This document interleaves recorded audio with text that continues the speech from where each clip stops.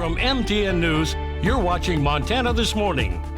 Among the flames and the smoke, a father and daughter team from Gallatin Gateway fought the fires that still burn on the Bridger Foothill. I'm Cody Boyer in Gallatin County, talking with them coming up. School guidance counselors in Butte say they're ready to help students through these difficult times of the coronavirus. Just ahead of 6:30 on this Thursday, Chet Lehman, Matt Elwell. We'll have those stories for you in a moment. Meantime, I was looking outside. A beautiful start, fall-like temperatures. It still beautiful feels day. like fall. It does. But not as frosty. No, I like it this way. We Don't still ever change. Don't ever change. That's right. Pretty clear conditions, a little bit of light frost out in parts of the area this morning, but most of us dealing with temperatures above the freezing mark. The good news is we'll probably, once we get past this morning, have very few chances of frost in the region for a few days. Daytime highs into the 70s today. Beautiful afternoon. We're probably going to see more smoke by the weekend. I'm going to detail that forecast out on the Billion Auto Weather patio coming up in just a few minutes. I might go join you out there. 6:30, our top story this half hour. Another step forward following the Bridger Foothills fire. This morning at 10, entire Bridger Canyon Road will be open, but for residents only. Bridger Canyon Road closed to the public from Boylan to Brackett Creek. Gallatin County Sheriff's Office says that includes closed to bikers and runners. Residents should stay off the road between 7 and 10 in the morning, 6 and 10 in the evening to allow fire crews to shuttle back and forth from their work. For more information, check in the Gallatin County Sheriff's Office Facebook page or call 211. By the way, the Bridger Foothills fire holding at 7,138 acres, 298 people assigned to fighting it still. There's still some smoldering and creeping, even though the weather with the rain and snow we had earlier made an enormous dent. Gallatin County Sheriff Brian Goodkin confirms 28 permanent homes lost. Other structures and outbuildings have yet to be fully counted. Cause of that fire remains unknown.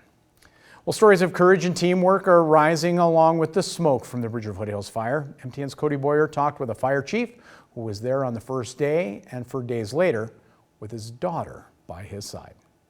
It was in this truck that Gallatin Gateway Fire Chief Jeremiah Hillier and his 16-year-old daughter, Cheyenne, headed up to fight the Bridger Foothills fire. When they got up there, they found a situation that neither of them had ever seen before.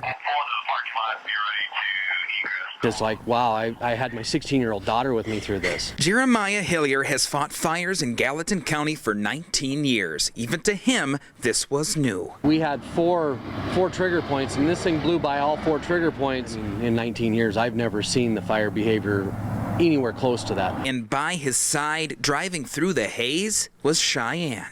She's been with us now 2 years? 2 years? Cheyenne has ridden with her dad since she was 2. With the help of a Boy Scout Explorer program, she's been able to help the department, but wasn't prepared for this. My dad calls home and he's like, get Cheyenne going. I'm gonna need her help tomorrow. And I'm sitting here like, okay, cool.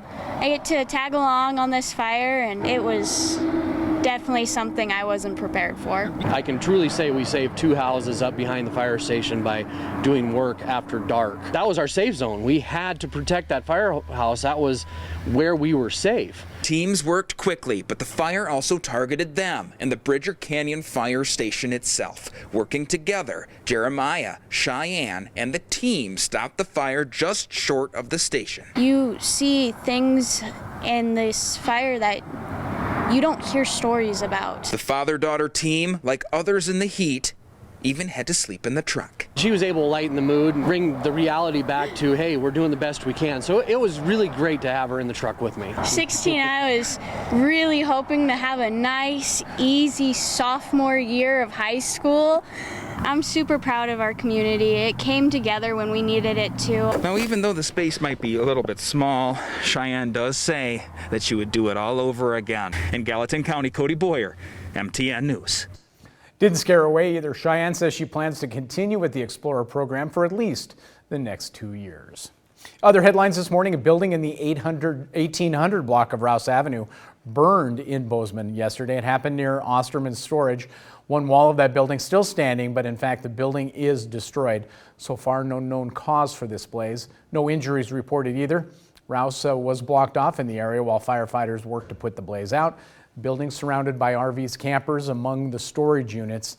It was the second structure fire the Bozeman Fire had to deal with in a 72-hour period. Fire had nothing to do with the Bridger Foothills fire. Well, this morning, Chris Mell is no longer mayor of Bozeman. He resigned late yesterday following a special Bozeman City Commission meeting where commissioners condemned his conduct. This comes a week after the city of Bozeman released hundreds of documents containing detailed alleged reports of bullying, intimidation, and administrative interference between the mayor and city staff. In a meeting Tuesday night, commissioners urged the mayor to step down. At that meeting, Mell said he had a duty to the people who elected him to complete his term in office. But yesterday, he told MTN News voters do not need distractions right now, laid the blame on the commissioners. I thought it was important that the voters deserve somebody who works hard for the city. And so every morning I would get up and try to be proactive and prepared as an elected official under the city management system that we have. Unfortunately, some of the other city commissioners don't see it that way. And so I don't want to be a disruption. Our citizens need a lot of attention right now. There's a lot going on, as we all know. And so I'm resigning. Mayor Mell's resignation effective about 5 p.m. yesterday. Deputy Mayor Cindy Andrus sworn in right after that in the lobby of City Hall. Other headlines this morning, 4 more COVID-19 deaths in Montana, 2 in Bighorn County, 1 in Marr, 1 in Yellowstone. There are 5 new confirmed cases from the Gallatin City County Health Department's latest report. Currently 45 active cases here, 2 people are in the hospital. State Health Department is reporting 90 new cases statewide. That includes 6 new cases in Butte Silverbow. They have 23 active of its total of 139 cases.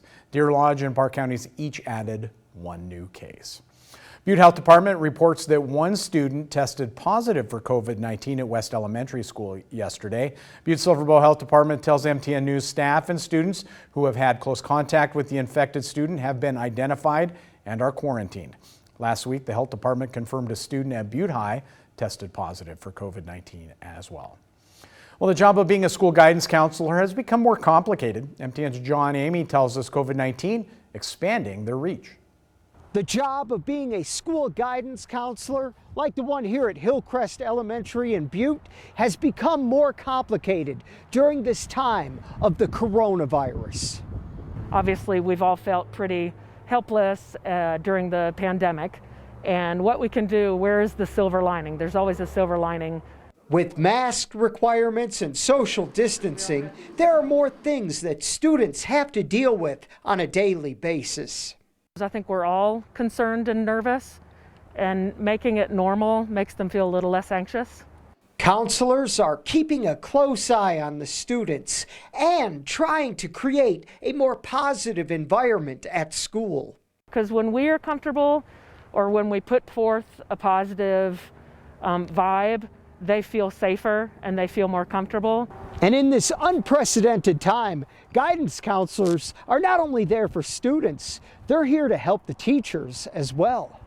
As counselors, that's just what we do. We're very, I suppose, helpful and therapeutic for other people, caretakers, and I think the adults need it sometimes just as much as the kiddos do. So far, students seem to be adjusting, but there's still a long school year to go. In Butte, John Amy, MTN News. John tells us Hillcrest reports kids seem to be adjusting well under the new guidelines while realizing it's only the beginning of the school year. Well, with the November election less than 2 months away and the big races still too close to call, it's time once again to talk politics. MTN's lead reporters, political insiders, will do just that tonight at 6:30 in a special Facebook Live edition of MTN Politics, the 2020 Vote. Veteran anchor and reporter Jay Cohn, joined by MTN Chief Political Reporter Mike Dennison, Democratic consultant Eric Stern, and Republican insider Ashley Strong. How are the races shaping up for the U.S. Senate, U.S. House, and Governor? Who has the upper hand? The experts weigh in and they'll mix it up.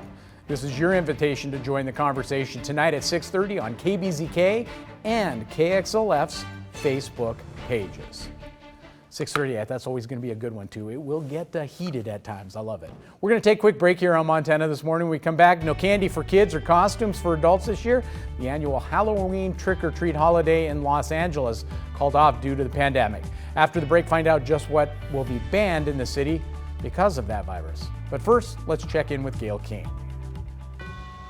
Good morning to you. Ahead on CBS this morning, President Trump doubles down on his decision to downplay the coronavirus threat. We'll hear Bob Woodward's dramatic recordings and discuss the reaction in Washington.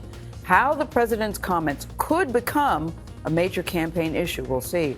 Also, in our new Ion Innovation series is what we're calling it, see a mysterious sea creature that could be a vital and powerful ally in the fight against climate change. And are you ready for some football? That's how the song goes. Yeah, you are. Pro football kicks off on schedule tonight. See how the pandemic and the growing demands for racial justice have forced the NFL to make some changes. Ready for football tonight? All right, we'll see you at 7 o'clock on the dot.